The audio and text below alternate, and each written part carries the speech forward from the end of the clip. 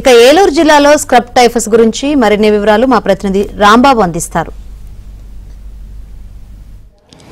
ఏలూరు జిల్లాలో scrub typhus కలకలం రేపుతుంది. నిన్న ఒక పాజిటివ్ కేసు నమోదైంది. గత నెలలో కూడా ఒక పాజిటివ్ కేసు వచ్చింది. అయితే పాజిటివ్ కేసు వచ్చిన వ్యక్తి అయితే పూర్తి స్థాయిలో కోలుకుని డిశ్చార్జ్ అయ్యి వెళ్ళిపోయారు. ఏలూరు జిల్లా ఆసుపత్రికి సంబంధించి మొన్న ఒక మహిళకు అంటే పదవేగ మండలంలోని అమ్మపాలకు సంబంధించిన ఒక మహిళకైతే సోకింది. దాదాపు 20 రోజుల నుంచి ఆమె జ్వరంతో ఇబ్బంది పడుతుంది. ఈ నేపథ్యంలోని ఏలూరు ఆసుపత్రికి తీసుకొచ్చారు. పరీక్షలోనే ఆమెకి స్క్రబ్ టైఫస్ పాజిటివ్గా చేరింది తేలింది. దీంతో అయితే వైద్యులు అయితే చికిత్స చేస్తున్నారు. ప్రస్తుతానికి అయితే ఆమెకు ఎటువంటి అపాయం లేదని చెప్పేసి వైద్యులు చెప్తున్నారు. అదే సమయంలో స్క్రబ్ టైఫస్ అనేది చాలా సాధారణమైన వ్యాధి అని చెప్పి అంటున్నారు. సాధారణమైన డ్రగ్స్ తీసుకుంటే సరిపోతుందని చెప్పి అంటున్నారు. ఇక్కడ మనతో మాట్లాడేందుకు డాక్టర్లు కూడా ఉన్నారు. స్క్రబ్ టైఫస్ అంటే ఏంటో ఏ విధంగా సోకుతుంది అనేది కూడా మనకి అడిగి తెలుసుకునే ప్రయత్నం చేద్దాం. మేడం, అసలు ఇది స్క్రబ్ టైఫస్ ఎట్లా వస్తుంది, ఏ రకమైన పురుగు ద్వారా వస్తుంది అంటారు? స్క్రబ్ టైఫస్ నల్లి లాంటి కీటకం కుట్టడం వలన వస్తుంది. యూజువల్గా అది కుట్టిన తర్వాత వారం నుంచి 10 రోజుల తర్వాత నెమ్మదిగా జ్వరము, ఒళ్ళు నొప్పులు, తలనొప్పి అలాంటివి వస్తాయి. అందరిలోనూ సీరియస్ అవుతుందని ఏం లేదు. మందులు వాడుకుంటే తగ్గిపోద్ది. పొలాల్లోనూ వాటిల్లోనూ ఉంటాయి అవి చిన్న చిన్న కీటకాలు, మనకు కనిపించను కూడా కనిపించవు. అవి కుట్టడం ద్వారా వస్తాయి. అదే బ్యాక్టీరియానే. స్క్రబ్ టైఫస్ అనేది ఓసుసుకుమే రికెట్షియల్ ఇన్ఫెక్షన్.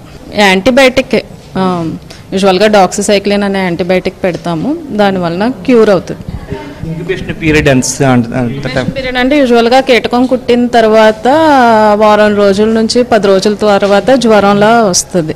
సీరియస్ అయితే అప్పుడు వాళ్ళ కండిషన్ ఎట్లా ఉంటుంది? మీరు సీరియస్ అంటే కొంతమందికి లివర్ మీద, కిడ్నీ మీద ప్రభావం చూపే అవకాశం ఉంటుంది. ఊపిరితిత్తులు ఇబ్బంది కూడా వచ్చే అవకాశం ఉంటుంది. అలాంటప్పుడు మనకు కొంచెం జాగ్రత్తగా ఉండి ట్రీట్మెంట్ తీసుకోవాలి.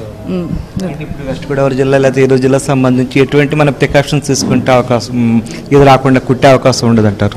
ప్రికాషన్స్ అంటే యూజువల్గా పొలాల్లోనూ వాటిల్లోనూ ఉంటుంది. వెళ్ళేటప్పుడు బాడీ అంతా కవర్ అయ్యేలాగా ఫుల్ హ్యాండ్స్ వేసుకోవడం, సాక్స్లు ధరించడం అలాంటివి చేయడం ద్వారా కొంచెం నివారించవచ్చు. అలాగే ఇంట్లోనూ పాతబడిపోయిన తలదిండ్లు, పరుపులు వీటిని కూడా ఉండే అవకాశం ఉంటుంది. అవి జాగ్రత్తగా చూసుకుని అదే హైజీనిక్ అంటే అది కూడా మెయిన్ ఇష్యూ అంటారు. హైజీనిక్గా ఉండడం. అదే నిన్న మాత్రం ఏలూరు సమీపంలోని పెదవేగ మండలం అమ్మపాలెం గ్రామానికి సంబంధించిన ఒక మహిళకు 50 ఏళ్ల మహిళకైతే సోకింది. ప్రస్తుతం ఆరోగ్యం కూడా నిలకడగానే ఉంది. ఎటువంటి ప్రమాదాలు లేదని వదిలి చెప్తున్నారు. చిన్నపాటి జాగ్రత్త తీసుకుంటే చాలు, దీనివల్ల ఎటువంటి ప్రమాదం ఉండదని చెప్తున్నారు. అది సాధారణంగా సోకే రోగమే అది అని చెప్పి అంటున్నారు. అందువల్ల ప్రజలు దీనికి భయపడాల్సిన అవసరం లేదు. కాకపోతే సీరియస్ అయ్యే పక్షంలో కానీ లేదా సరైన ట్రీట్మెంట్ తీసుకుంటే మాత్రం ఎటువంటి అపాయం ఉండదని చెప్పేసి డాక్టర్లు చెప్తున్నారు. Video journalist Venkateswara Rambabu, ABN Andhra Jyothi, Eluru.